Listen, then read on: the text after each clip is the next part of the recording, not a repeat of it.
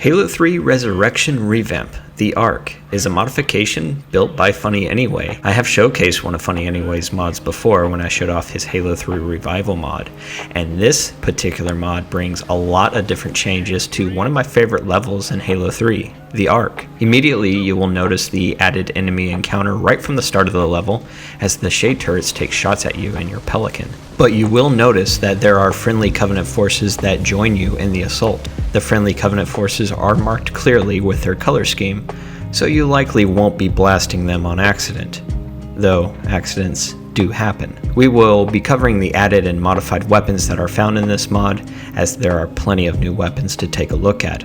First, however, the uniform color schemes that I just mentioned, there are different enemy classes that are easily distinguished with their updated appearance.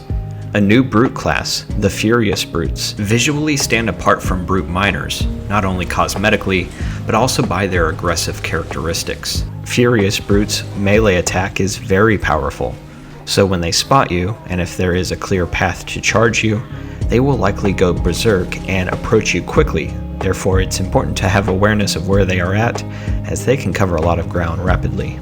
Brute Captains have undergone an appearance change as their armor is now a shiny coral-like color. I think this was a good decision, as the original blue color for the Brute Captains in Halo 3 blended in with the Brute Miners, Majors, and Ultras a little bit too much. If the Brute Captains' shields dissipate, then they will take out their gravity hammer and charge after you, so it's important you dispose of them quickly. The Plasma Slicer, oh man, it's a cool weapon. It's a modified plasma rifle that is easily distinguishable with its lighter color scheme. I enjoy using the Plasma Slicer because each shot feels powerful, and holding down the trigger will allow it to fire at a consistent rate of fire. You are able to zoom in with the Plasma Slicer, which adds another reason to consider keeping the Plasma Slicer with you on this level since you engage enemies at various ranges. You can see the Plasma Slicer tag teaming with the Brute Plasma Rifle, and you'll notice that I kept firing at the Brute on the chopper and I took him out after he gained some distance on me. You can't outrun the Plasma Slicer there, Brutus. You may have noticed earlier that I gave the rocket launcher to a friendly grunt. I have to say, I think the grunts have found their true calling in this mod. At least this grunt is really going to town with the rockets, and he's so quick at reloading too. Amazing. One of the things I really enjoy about this mod is the inclusion of the various weapons that we are familiar with in the Halo universe. However, we might be foreign to using them in various sections of the Ark. One of those being the energy sword here. And this is the Shard Rifle that has undergone an audio change when fired. From what I can tell, the sound is of a mauler that has been layered very well to provoke the understanding that this weapon is brute culture influenced. After all, 3 plasma burning shards, like spikes from a brute spiker, are projected quickly towards the target. I've shown the Shard Rifle off before, but the recent change is notable for this video. One pull of the trigger for the Shard Rifle, and like the Battle Rifle, 3 rounds will travel a medium to long range distance, with the shimmer to see exactly where your shards are going. If you're getting shot at by a Shard Rifle, the audio profile will allow you to understand its cadence, and will help you determine when to move if you feel like you're about to be surrounded. The plasma turret deals more damage in this mod, making it more useful as opposed to retail. And you especially want to consider the plasma turret when you're going up against the Furious Hunters, which you will see in this video. Oh yes, the Furious Plasma Pistol. If you hold the trigger down and release it, you will fire 10 plasma rounds in under 1 second. If you pull the trigger once, then a 3 plasma round burst will be activated. It's a great weapon to dual wield, but if you happen to find yourself with just one Furious pistol, it'll help you make chicken salad out of you know what. The Scarab's core shield gets easily eaten away by the Furious Plasma Pistol. If you enjoy the plasma launcher found in Halo Reach, then you'll likely appreciate the inclusion of the plasma launcher modified into the fuel rod cannon with the original color scheme from Halo Combat Evolved. The AI handles this plasma launcher well, and it's great when one of your passengers and a prowler is equipped with it.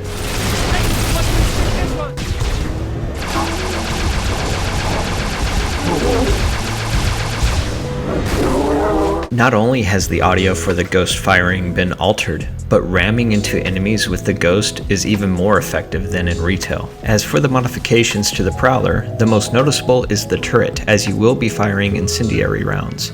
The turret, as you can see, is also very accurate and there is no cooldown, so you can be very effective with it if you are being driven around by AI.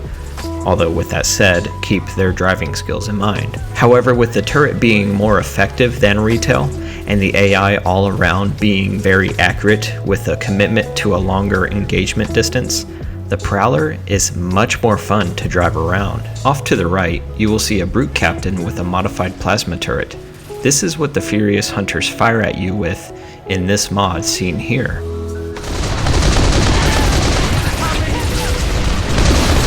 I like how the pilot is here, actually joining us on the battlefield. This was cool to see.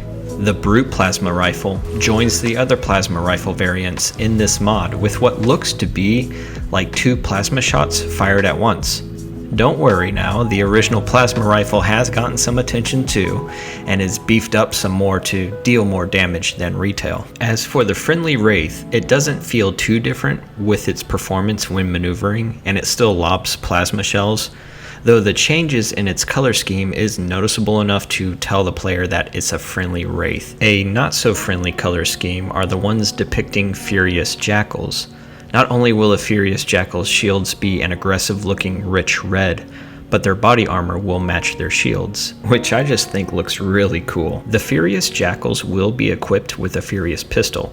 Therefore, it is important to not bypass them as they can take your shields down very quickly, especially on Legendary, the difficulty mode in which is recommended to play this mod. The Warthog speed has been modified in this mod, and I had such a great time in this section of the level because I was trying to get up onto the Scarab with the Warthog, although the Scarab sent me in a place that I've never been before. Right here, there are some soft barriers that won't allow you to progress any further or get back onto the battlefield, so you do have to drive off the cliff here in an area where there is no barrier. But I did get on top of the Scarab like I was trying to do in the first place, although when I got on top of it I didn't really know what I was going to do other than try to drive to the back and blow it up, but the game had other plans.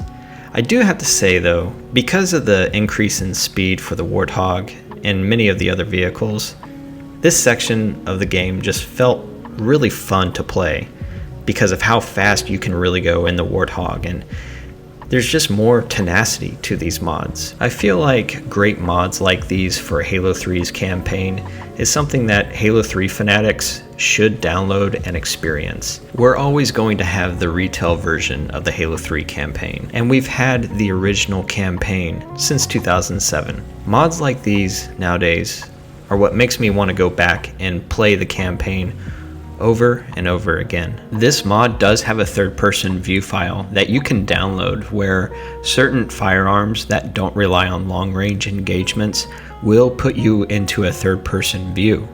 But I wanted to show off the new weapons in first-person mode so you can get a closer look at them.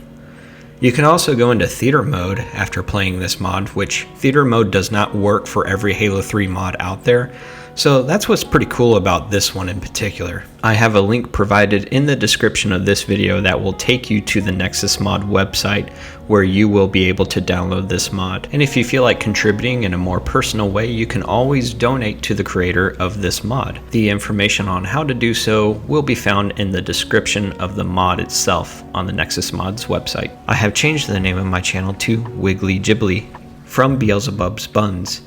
I'm keeping the same formula: gameplay and thriller narratives, creepypastas if you will. That is what you can expect from this channel, so other than the name change, the channel is the same.